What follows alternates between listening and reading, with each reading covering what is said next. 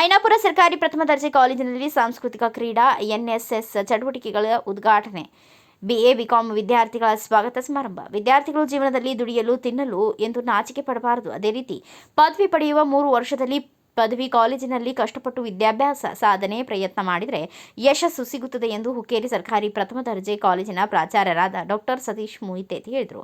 ಅವರು ಐನಾಪುರ ಪಟ್ಟಣದ ಸರ್ಕಾರಿ ಪ್ರಥಮ ದರ್ಜೆ ಕಾಲೇಜು ಆಯೋಜಿಸಿದ್ದ ಸಾಂಸ್ಕೃತಿಕ ಕ್ರೀಡಾ ಎನ್ಎಸ್ಎಸ್ ಚಟುವಟಿಕೆಗಳ ಉದ್ಘಾಟನೆ ಮತ್ತು ಬಿಎ ಬಿಕಾಂ ವಿದ್ಯಾರ್ಥಿಗಳ ಸ್ವಾಗತ ಸಮಾರಂಭವನ್ನು ಸಸಿಗೆ ನೀರೆರೆಯುವುದರ ಮೂಲಕ ಉದ್ಘಾಟಿಸಿ ಮಾತನಾಡ್ತಾ, ವಿದ್ಯಾರ್ಥಿಗಳು ಲಕ್ಷ ಕೊಟ್ಟು ಓದಿದರೆ ಲಕ್ಷಗಟ್ಟಲೆ ಹಣ ಗಳಿಸಬಹುದು ಎಂದು ಅವರು ಅವಕಾಶಗಳು ಸಹಜವಾಗಿ ಸಿಗುವುದಿಲ್ಲ. ಸಿಕ್ಕ ಅವಕಾಶವನ್ನು ಸದುಪಯೋಗ ಪಡಿಸಿಕೊಳ್ಳಬೇಕು.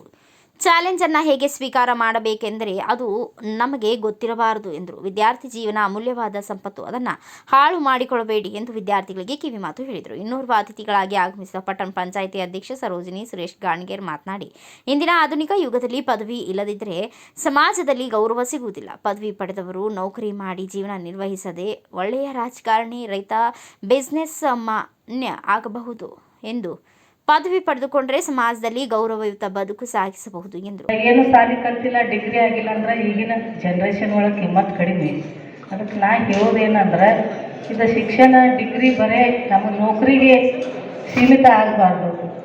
ಡಿಗ್ರಿ ಮಾಡಿದವರು ಒಳ್ಳೆ ರೈತ ಆಗ್ಬಹುದು, ಒಳ್ಳೆ ಬಿಸ್ನೆಸ್ ಮ್ಯಾನ್ ಆಗ್ಬೋದು, ಒಳ್ಳೆ ರಾಜಕಾರಣಿ ಆಗ್ಬೋದು.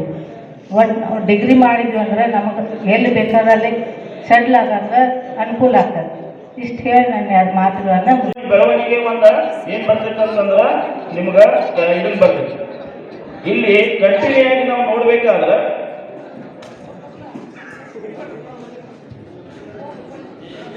ನಾವು ಕೆಲಸ ಮಾಡ್ತೀವಿ, ಕೆಲಸ ಮಾಡ್ಬೇಕಾಗ್ತದೆ.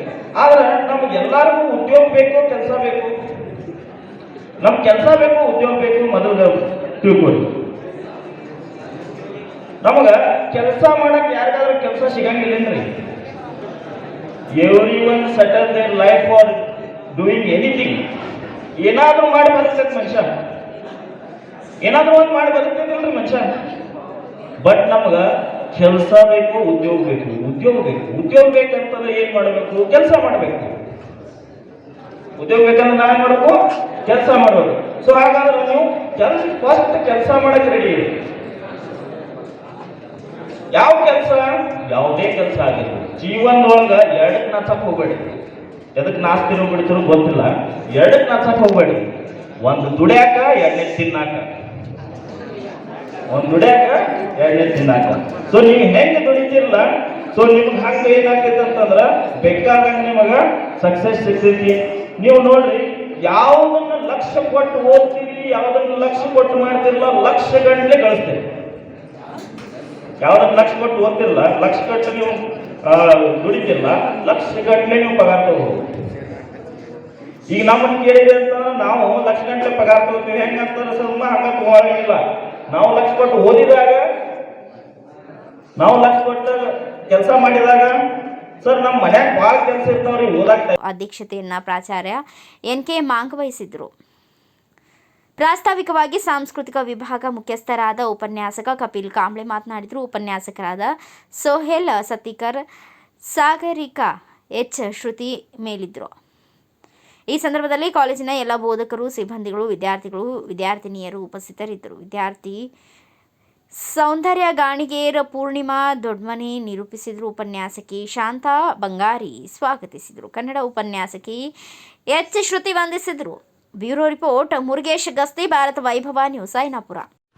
Thanks for watching. Read, discuss and debate with editor Dr. Yan Prashant Rao. Wanted reporters in print, digital and visual media for Bharat Vaibhav Daily Newspaper, BV News 5 Channel and BV Fast Web News from all the talukas of Karnataka, Goa and Maharashtra. If interested, send your resume to 9019229369.